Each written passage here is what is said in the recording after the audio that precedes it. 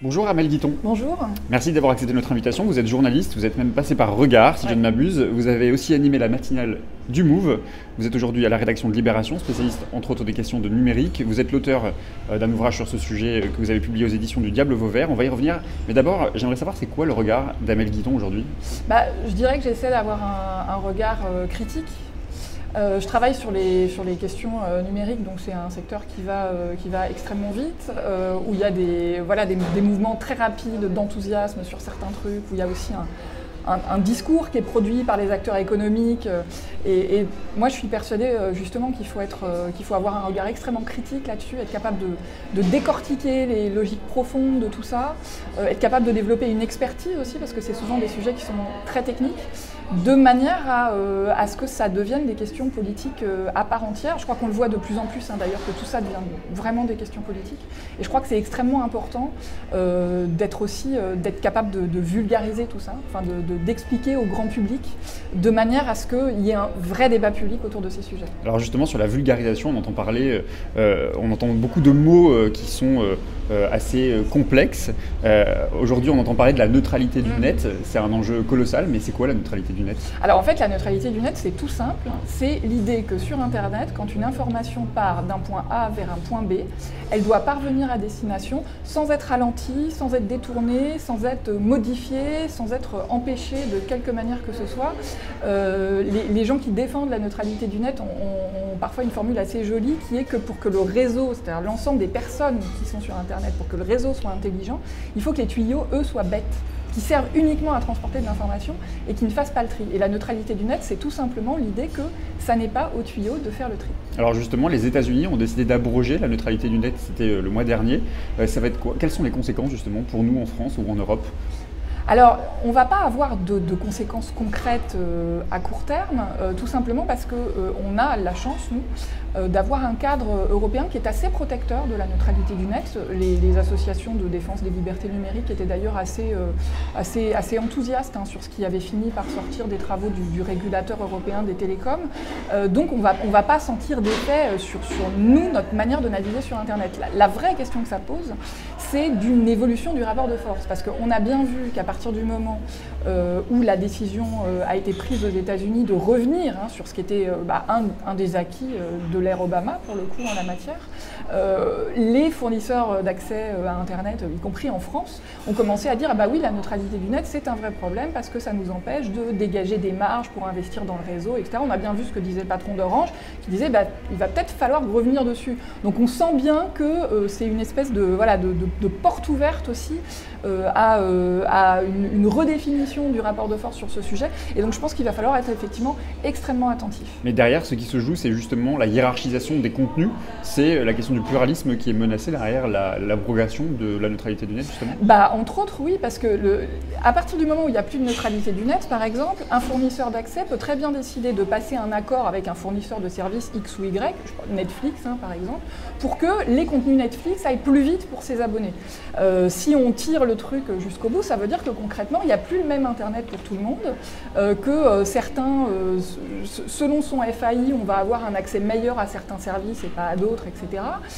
Et si on commence à écorner ça, ça veut dire que, par exemple, il n'y a plus d'acteurs alternatifs qui peuvent émerger et que tout simplement, ce sont les acteurs dominants, c'est-à-dire ceux qui seront en capacité de passer des accords avec les fournisseurs d'accès à Internet, qui sont évidemment, qui sont dans la situation la plus optimale, et c'est un vrai problème. C'est une prime au gros, en fait. Est-ce qu'il faut légiférer là-dessus? Est-ce que Internet étant un espace de liberté, est-ce que la législation est pertinente en matière d'Internet à partir du moment où Internet ne s'arrête pas aux frontières de la France, aux frontières de l'Europe, ou aux frontières... il n'y a pas de frontières, quoi. Alors ça, c'est un sujet que je trouve assez passionnant, parce que quand j'ai commencé, moi, à vraiment travailler sur ces sujets-là, on va dire il y a 5 ans, il y avait encore énormément de gens dans les sphères des défenseurs des libertés sur Internet qui disaient il faut réguler le moins possible. C'est plus du tout le cas aujourd'hui pour une raison simple, c'est que c'est déjà ce que disait le constitutionnaliste américain Lawrence Lessig il y a 17 ans. Il disait c'est pas parce qu'il y aura moins de lois, c'est pas parce que les États seront moins présents qu'il n'y aura pas de rapport de force. Et il disait quelque chose qui est très juste, c'est sur Internet, c'est le code qui fait loi. Et le code, il embarque aussi des valeurs, il embarque aussi des visions de la société. Et donc, on se rend compte que quand on a, je ne sais pas, des acteurs comme Facebook ou Google qui deviennent ultra dominants, on ne peut pas se passer, en fait, de cadre législatif. Donc, moi, je suis convaincue qu'il faut légiférer. La question, c'est comment. Et c'est tout l'enjeu.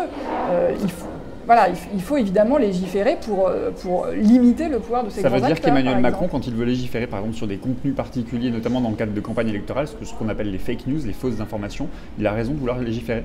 Alors là, on est sur un cas un peu particulier. La proposition de Macron, elle pose deux problèmes. D'abord, d'une part, contrairement à ce qu'il a l'air de dire, on a déjà un cadre légal sur ce qu'on appelle les fausses nouvelles. C'est dans la loi de 1880 sur la liberté d'expression, c'est dans le code électoral, et puis il y a aussi tout ce qui concerne la diffamation. Donc en fait, les outils juridiques existent déjà, sachant qu'en plus, ce qu'ils proposent, c'est de pouvoir saisir un juge des référés, donc d'agir dans l'urgence. Moi, j'en ai discuté avec des juristes.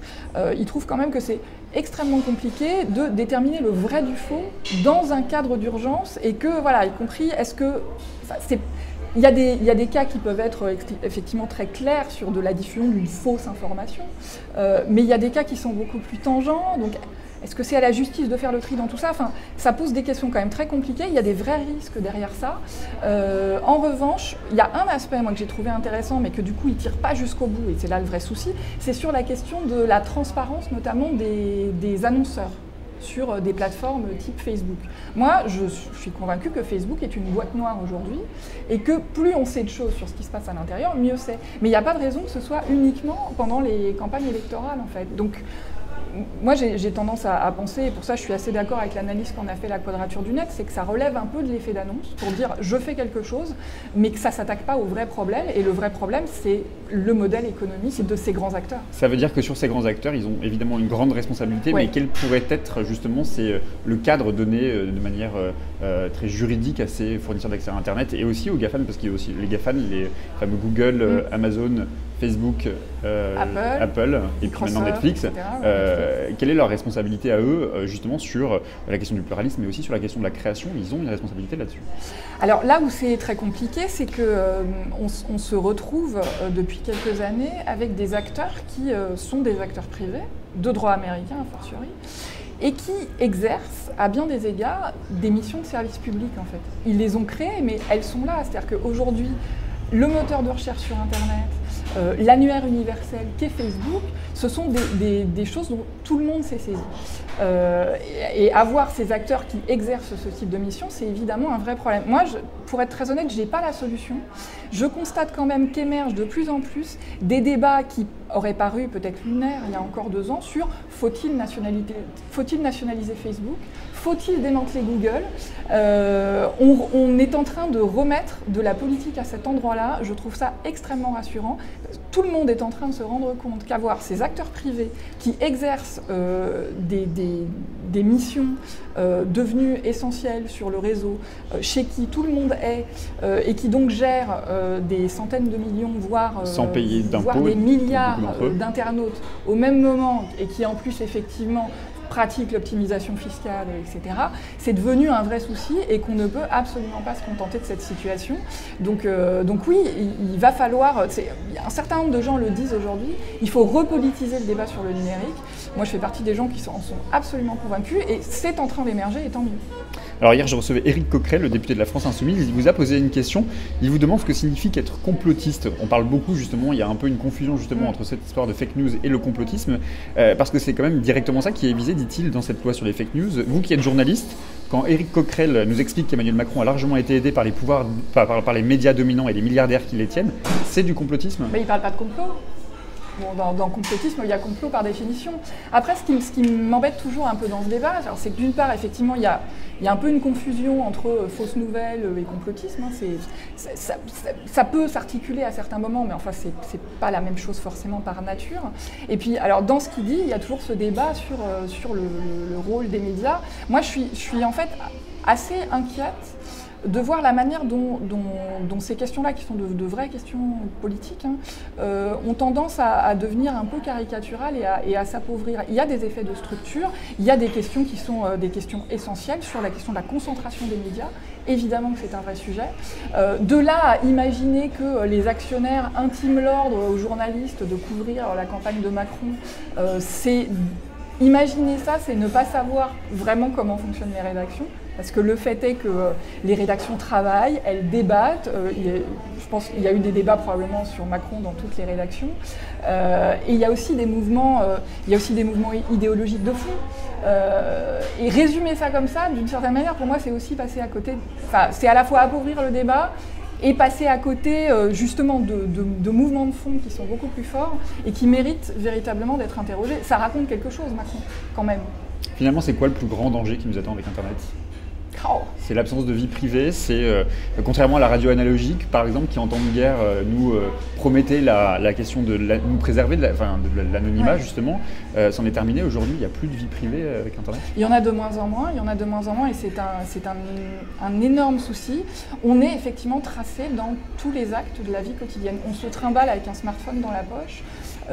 Des acteurs économiques savent en permanence où on est. Et effectivement ça pose la question des possibilités d'échappatoire en fait. Moi je trouve ça effectivement extrêmement inquiétant, cette dilution de la vie privée, sachant qu'en plus, pour conserver un peu de vie privée en ligne, il faut vraiment faire des efforts.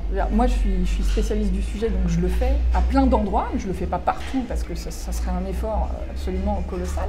Je le fais à plein d'endroits, mais ça demande des efforts, et c'est ça le problème. Et en plus, j'ai pas l'impression qu'il y ait beaucoup de résistance par rapport à ça. Et donc effectivement, c'est un vrai problème. Je ne suis pas sûre qu'on prenne la mesure en tant que société de ce qu'on est en train de se faire dans cette manière d'être tracé dans absolument tout ce qu'on fait. Tracé, et il y a même aussi avec ces histoires d'algorithmes aujourd'hui, Internet nous explique ce qu'il faut lire, ce qu'il faut consommer, ce qu'il faut penser parfois.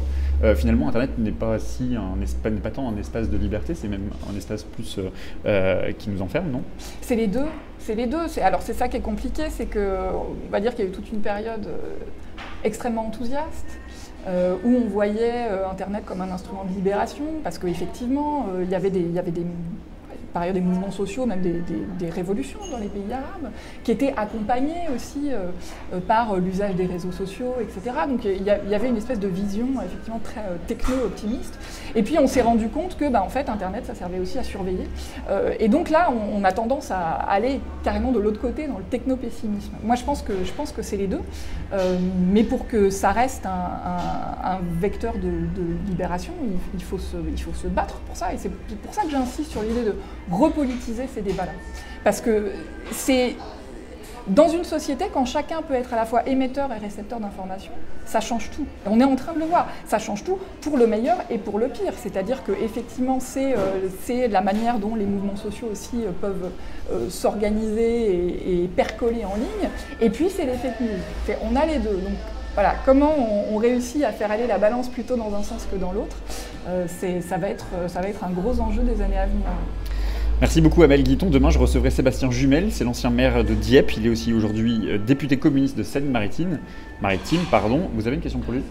Alors, à partir du moment où il est député, justement, et où en plus il a été maire, élu local, moi j'ai beaucoup suivi les mouvements qui s'intéressent aux données ouvertes et à la participation citoyenne, y compris des gens qui fabriquent des outils qui permettent aux gens de s'exprimer, d'être consultés, etc. Il y a tout un mouvement qu'on appelle la civic tech, technologie civique, qui est un truc assez compliqué parce qu'on se rend compte, comme dans la démocratie participative, qu'on peut avoir un outil, mais quand ça ne change pas les rapports de pouvoir, en fait, il y a un moment où on se heurte quand même à un mur. J'aimerais lui demander, justement, en tant qu'ancien maire, en tant qu'aujourd'hui député, qu'est-ce qu'il proposerait pour encourager, pour qu'il y ait une plus forte participation des citoyens à l'élaboration de la loi, par exemple, et qui ne soit pas uniquement de l'ordre de la cosmétique. Eh bien, je transmettrai la question. Merci beaucoup. Merci à vous.